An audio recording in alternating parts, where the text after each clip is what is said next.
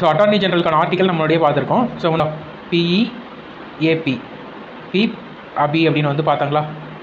So B அப்படின்னா வந்து பார்த்தீங்கன்னா pardoning power of the president. இது வந்து 72. 73 தேவையில்லைன்னு பார்த்தோம். ஸோ 74 வந்து பார்த்தீங்கன்னா ஏன்னா அட்வைஸ். யார் அட்வைஸ் பண்ணுவாங்க? Council of ministers and prime minister பிரசிடென்ட்க்கு அட்வைஸ் பண்ணுவாங்க. அதை வந்து பார்த்தோம். அடுத்தது பி அப்படிங்கிறது prime minister and council of மினிஸ்டர்ஸ்னுடைய அப்பாயின்மெண்ட். ஓகேங்களா? So appointment. ஸோ இந்த ஏ அப்படிங்கிறது யாருன்னு பார்த்தோம்னா அட்டார்னி. சரிங்களா? ஏங்கிறது தான் அட்டார்னி ஜெனரல். என்ன ஆர்டிகல் இது? 74, இது 75, இது வந்து என்னங்க ஆர்டிகல் 76. அப்போ அட்டார்னி ஜெனரலை பற்றி சொல்லக்கூடிய ஆர்டிகல் வந்துட்டு என்ன அப்படின்னு கேட்டிங்கன்னா 76. அதாவது இந்திய தலைமை வழக்கறிஞர், அதுதான் வந்து பார்த்தீங்கன்னா அட்டார்னி ஜெனரல். சரிங்களா? ஸோ இந்திய தலைமை வழக்கறிஞருடைய ஆர்டிகல் வந்து என்ன? 76. இதுதான் அட்டார்னி ஜெனரலினுடைய ஆர்டிகல். அட்டார்னி ஜெனரல் அப்படிங்கிற ஒரு யார் அப்படின்னா இந்தியாவினுடைய தலைமை வழக்கறிஞர். சரிங்களா? ஹையஸ்ட் ஜுடிஷியல் அத்தாரிட்டி அப்படின்னு வந்து சொல்லலாம் ஒரு சென்ட்ரல் லெவலில். அதே போல் ஸ்டேட் லெவலில் வந்துட்டு யார் இருப்பாங்க அப்படின்னு கேட்டிங்கன்னா அட்வொகேட் ஜெனரல், மாநில தலைமை வழக்கறிஞர்னு சொல்லுவாங்க. இதுங்களுடைய ஆர்டிகல் என்ன அப்படின்னா இதுலேருந்து 11 மைனஸ் பண்ணுவோம். 6ல் 1 போச்சுன்னா 5, 7ல் 1 போச்சுன்னா 6. ஸோ முன்னாடி 1 போட்டுக்கலாம். ஸோ 165th ஆர்டிக்கல் தான் வந்துட்டு என்ன அப்படின்னு கேட்டிங்கன்னா அட்வொகேட் ஜெனரல், ஸ்டேட்டில் இருக்கக்கூடிய தலைமை வழக்கறிஞருடைய ஆர்டிக்கல் 165. ஓகேவா? அட்டார்னி ஜெனரலை யார் அப்பாயின்மெண்ட் பண்ணுவாங்க அப்படின்னா பிரசிடென்ட். Advocate ஜெனரலில் governor. இவருடைய பதவி காலம் வந்துட்டு எவ்வளவு? இவருக்கு பதவி காலம் வந்துட்டு இவ்வளோ நாட்கள்னு சொல்லியிருக்காங்களா அப்படின்னு கேட்டிங்கன்னா சொல்லப்படவில்லை. ஓகேங்களா? ஸோ இவங்க வந்து பார்த்தீங்கன்னா they are under the pleasure of the president. Attorney general is under the pleasure of the president and advocate general is under the pleasure of the governor. அதாவது ப்ளஷர் ஆஃப் த கவர்னர்னா எப்போ வேணும்னாலும் advocate ஜெனரலை governor என்ன பண்ண முடியும்? தூக்க முடியும், பதவியிலிருந்து விலக்க முடியும். அதே போல் பிரசிடென்ட் வந்துட்டு எப்போ நினைச்சாலும் அட்டார்னி ஜெனரலை விலக்க முடியும். சரிங்களா? அதுதான் வந்து பார்த்தீங்கன்னா ப்ளஷர் ஆஃப் த பிரசிடென்ட் அப்படின்னு வந்து சொல்லுவாங்க. இப்போ இந்த அட்டார்னி ஜெனரல் அட்வொகேட் ஜெனரலுக்கு என்ன தேவைன்னா குவாலிஃபிகேஷன் வேணும்ல. யாரெல்லாம் வந்து பார்த்தீங்கன்னா இவங்களை நியமிக்க முடியும் அப்படின்னு பார்த்தோம்னா ஃபஸ்ட்டு சிட்டிசன் ஆஃப் இந்தியாவாக இருக்கணும், இந்திய குடிமகனாக இருக்கணும். ஸோ ரெண்டாவது ஹைகோர்ட்டில் ஜட்ஜாக இருக்கணும். எவ்வளோ வருஷத்துக்கு? 5 இயர்ஸ்க்கு ஹைகோர்ட்டில் ஜட்ஜாக இருந்திருக்கணும். ஸோ ஒருவேளை ஹைகோர்ட்டில் ஜட்ஜாக இல்லைன்னா ஒரு ஹைகோர்ட்டில் அட்வொகேட்டாக இருந்திருக்கணும். எவ்வளோ வருஷத்துக்கு? 10 இயர்ஸ்க்கு இருந்திருக்கணும். ஓகேங்களா? ஸோ இதுதான் வந்துட்டு அட்வொகேட் ஜெனரலுக்கானது. அதே வந்து அட்வொகேட் ஜெனரலுக்கானது. அட்டார்னி ஜெனரல் வந்துட்டு எப்படி இருக்கணும் அப்படின்னு பார்த்தீங்கன்னா இந்த ஹைகோர்ட்டில் 5 இயர்ஸ் ஜட்ஜுன்னு சொல்கிறாங்களே இது மட்டும் கிடையாது. மற்றபடி சிட்டிசன் ஆஃப் இந்தியாவாக இருக்கணும். ஒரு ஹைகோர்ட்டில் அட்வொகேட்டாக 10 இயர்ஸ்க்கு வந்துட்டு இருக்கணும். அல்லது ஜுடிஷியல் ஆஃபீஸ்னு சொல்லுவாங்க. ஹைகோர்ட்னு சொல்ல முடியாது, ஜுடிஷியல் ஆஃபீஸ். ஒரு நீதிமன்றம் சார்ந்த பதவிகளில் 10 வருஷம் வந்துட்டு அவர் எக்ஸ்பீரியன்ஸ் ஆனவராக இருக்கணும். அப்படி இருக்கக்கூடியவர்களை என்ன பண்ணலாம்னா அட்வொகேட் ஜெனரலாக நியமிக்கலாம். சரிங்களா?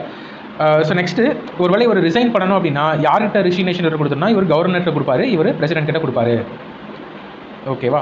இப்போ இவங்க வந்து பார்த்தீங்கன்னா ப்ளஷர் ஆஃப் த பிரசிடென்ட்னு சொல்லுமா, இவரை ப்ளஷர் ஆஃப் த கவர்னர்னு சொன்னவா அப்படின்னு என்ன அர்த்தம்னா இந்த பிரசிடென்ட் யார் சொல்கிறத கேட்பாருன்னு பார்த்தோம். ஆர்டிகல் 74 படி council of ministers headed by prime minister. இந்த governor council of ministers headed by chief minister. சரிங்களா? இப்போ எக்ஸாம்பிளுக்கு இப்போது ஒரு கட்சி இருக்காங்க, அவங்க வந்து பார்த்தீங்கன்னா பிரசிடென்ட் கிட்ட ரெக்கமெண்டேஷன் பண்ணுறாங்க. இப்போ இவரை வந்து அட்டார்னி ஜெனரலாக வந்துட்டு அப்பாயின்மெண்ட் பண்ணுங்கன்னு. அப்போ அவர் என்ன பண்ணிடுவாங்கன்னா அட்டார்னி ஜெனரலாக அப்பாயின்மெண்ட் பண்ணிடுறாங்க. இப்போ ஒரு வேளை அடுத்த ஒரு 5 வருஷத்துக்கு பிறகு இந்த கட்சி என்ன பண்ணலன்னா ஆட்சிக்கு வரல, வேற ஒரு கட்சி தான் வராங்க. அப்போ அந்த கட்சிக்காரங்க வந்து என்ன சொல்லுவாங்க? இவரை பதவியிலிருந்து தூக்கிட்டு நாங்கள் சொல்லக்கூடிய ஒரு ஆளை அட்டார்னி ஜெனரலாக அப்பாயின்மெண்ட் பண்ணுங்கன்னு சொல்லுவாங்களா? அப்போ பிரசிடென்ட் வந்து என்ன பண்ணுவாருன்னா இவரை பதவியிலிருந்து தூக்கிட்டு வேற ஒருத்தரை பண்ணுவாங்க. அப்போ இந்த இடத்துல என்ன நம்ம மேலோட்டமாக பார்க்கும்போது யாருடைய ப்ளஷரில் இருக்காங்கன்னா பிரசிடென்ட்டுடைய ப்ளஷரில் இவங்க இருக்காங்கன்னு அர்த்தம். ஆனால் உள்ளார்ந்து நம்ம பார்த்தோம்னா பின்னாடி prime minister and council of மினிஸ்டர்ஸ்க்கு பிடிச்சவங்க தான் யாராக இருக்க முடியும்? அட்டார்னி ஜெனரலாக இருக்க முடியும். அதே போல் chief minister and council of மினிஸ்டர்ஸ்க்கு பிடிச்சவங்க தான் அட்டார்னி ஜெனரலாக இருக்க முடியும். சரிங்களா? இது வந்து நம்ம முக்கியமாக நம்ம தெரிஞ்சுக்க வேணும்.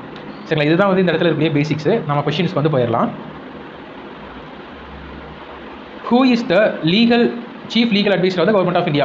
எந்த ஒரு லீகல் ப்ராப்ளம்ஸ்னாலுமே யார் வந்துட்டு சட்ட ஆலோசகராக இருப்பாங்கன்னா மத்திய அரசின் தலைமை வழக்கறிஞர் தான். சரிங்களா? இந்திய அரசின் தலைமை சட்ட ஆலோசகர் யாருன்னா மத்திய அரசின் தலைமை வழக்கறிஞர். நெக்ஸ்ட் பாருங்கள், consider the following statements about the attorney general of India. இந்திய தலைமை வழக்கறிஞரை பற்றி பின்வருவனவற்றை கருத்தில் கொள்க. He is appointed by the president of India. இப்போ தானே பார்த்தோம், பிரசிடென்ட் ஆஃப் இந்தியா தான் அப்பாயின்மெண்ட் பண்ணுவார். சரிங்களா, குடியரசுத் தலைவர் தான் இவரை நியமிப்பார். He must have the same qualification on par with the judge of the supreme court. சரிங்களா, நம்ம இங்கே வந்து ஒரு குவாலிஃபிகேஷன் ஒன்று பார்த்தோம்ல, இதே குவாலிஃபிகேஷன் தான் யாருக்கும் வரும்னா சுப்ரீம் கோர்ட்டினுடைய ஜட்ஜுக்கும் வரும். ஒரு சுப்ரீம் கோர்ட்டில் ஒருத்தர் ஜட்ஜாக நியமிக்கணும் அப்படின்னா ஒரு சிட்டிசன் ஆஃப் இந்தியாவாக இருக்கணும், ஹை கோர்ட்டில் 5 இயர்ஸ் ஜட்ஜாக இருந்திருக்கணும், அல்லது ஹை கோர்ட்டில் 10 இயர்ஸ்க்கு அட்வொகேட்டாக இருந்திருக்கணும். இதுதான் வந்து பார்த்திங்கன்னா அவங்களுடைய குவாலிஃபிகேஷன். ஸோ இதுவும் வந்து கரெக்டு தான். உச்சநீதிமன்ற நீதிபதிகளுக்கு தேவைப்படும் அதே தகுதிகள் இவருக்கும் இருக்கணும், அதுவும் வந்து கரெக்டு தான். ஸோ இது correct. So next, he must be a member of the either house of the parliament. இவர் நாடாளுமன்றத்தில் ஏதாவது ஒரு அவையில் உறுப்பினராக இருக்க வேண்டும். இது வந்து தவறு, இவர் வந்து அந்த மாதிரி இருக்கக்கூடாது. சரிங்களா, மேபி இவர் வந்து என்ன பண்ணலாம் அப்படின்னா, நாடாளுமன்றத்தில் 2 அவைகள் இருக்குல்ல, அதில் நடக்கக்கூடிய கூட்டத்தொடர் இருக்குல்ல, அந்த கூட்டத்தொடரில் போய் கலந்துக்கலாம், அதுக்கான உரிமைகள் அவருக்கு கொடுக்கப்பட்டிருக்கு. ஆனால் அவர் என்னவாக இருக்கக்கூடாதுன்னா அதில் மெம்பராக இருக்கக்கூடாது, அதில் உறுப்பினராக இருக்கக்கூடாது. ஆனால் அவர் போய் என்ன பண்ணலாம், உறுப்பினராக இல்லைனாலுமே கூட அவர் என்ன பண்ணலாம்னா 2 கூட்டத்திலையும் நம்ம போய் கலந்துக்க முடியும். அதுக்கான தகுதிகள் அவருக்கு இருக்குது. ஆனால் அவர் வந்து அதில் 2 மெம்பராக இருக்கக்கூடாது. He can be removed by impeachment by parliament. So இவரை வந்துட்டு ரிமூவ் பண்ணுறதுக்கு பெரிய அளவுக்குலாம் ஏதோ ப்ராசஸ் இல்லை. சரிங்களா, இவர் யாருடைய ப்ளஷரில் இருக்காருன்னு பார்த்தோம், பிரசிடென்ட்டுடைய ப்ளஷரில் தான் இருக்கார். பிரசிடென்ட்க்கு எப்போ பிடிக்கலையோ அப்போ உடனே என்ன பண்ணிடலாம், இவரை தூக்கிடலாம். பிரசிடென்ட்க்கு பிடிக்காமல் போகிறது எப்போ பிடிக்காமல் போகும், எப்போ பிடிக்காமல் போகும்னா பிரைம் மினிஸ்டருக்கும் கவுன்சிலர் மினிஸ்டருக்கும் பிடிக்காமல் போச்சுன்னா பிரசிடென்ட்க்கும் பிடிக்காமல் போயிடும். சரிங்களா, அவருக்கு தன்னிச்சையாக முடிவு எடுக்கக்கூடிய அளவுக்கு அவருக்கு பவர்ஸ் கிடையாது. ஆர்டிகல் 74 படி அவர் வந்துட்டு என்ன ஒரு முடிவு எடுக்கிறதுனாலும் பிரைம் மினிஸ்டர் அண்ட் மினிஸ்டர்ஸ் இவங்களுடைய ரெக்கமெண்டேஷன்ஸை வாங்கிட்டு தான் முடிவு எடுக்க முடியும். அவர் தனியாகலாம் எந்த ஒரு முடிவு எடுக்க முடியாது. அப்போ அவங்களுக்கு பிடிக்கல அப்படின்னா இவருக்கும் பிடிக்காது. சரிங்களா, அப்போ பார்லிமெண்ட்டுக்கும் இங்கே சம்மந்தம் இல்லை. இந்த இடத்துல என்னென்னா இம்பீச்மெண்ட்ங்கிறதெல்லாம் வராது. பிரசிடென்ட் நினைச்சாருன்னா என்ன பண்ணிடலாம், ரிமூவ் பண்ணிடுவாங்க. சரிங்களா, அப்போ இதுவும் தப்பு. Answer 1 and 2 only. So next question, assertion and reason கேட்கணும். Attorney general of India has the privilege of addressing both the houses of the parliament. நாடாளுமன்றத்தின் 2 அவைகளிலும் உரையாற்றும் சிறப்புரிமை இந்திய தலைமை வழக்கறிஞருக்கு உண்டு. இப்போ தான் நம்ம பார்த்தோம், அவர் வந்து என்ன பண்ணக்கூடாதுன்னா 2 அவையிலையும் உறுப்பினராக இருக்கக்கூடாது. அது ஆனால் அவர் 2 அவைகளிலையும் என்ன பண்ணலாம்னா போய் பேசலாம், அதில் போய் அந்த அவைகளில் கூட்டத்தில் கலந்து கொள்ளலாம். அதற்கான சிறப்புரிமை அவருக்கு வழங்கப்பட்டிருக்கு. அப்போது இந்த கூற்றுங்கிறது கரெக்டு தான். ஸோ இது வந்து எந்த ஆர்டிக்கல் கீழே கொடுத்துருப்பாங்க அப்படின்னா ஆர்டிக்கல் 88க்கு கீழே இது கொடுக்கப்பட்டிருக்கு. சரிங்களா, அடுத்ததாக reason, attorney general enjoys the same privileges and immunities as the members of the parliament. So இது வந்துட்டு கரெக்டு தான். Attorney general enjoys the same privileges and immunities as the members of parliament. நாடாளுமன்ற உறுப்பினர்களை போன்றே இந்திய தலைமை வழக்கறிஞருக்கும் சிறப்பு சலுகைகள் விலக்களிப்புகளையும் கொண்டுள்ளார் அப்படிங்கிறது வந்து கரெக்டு தான்.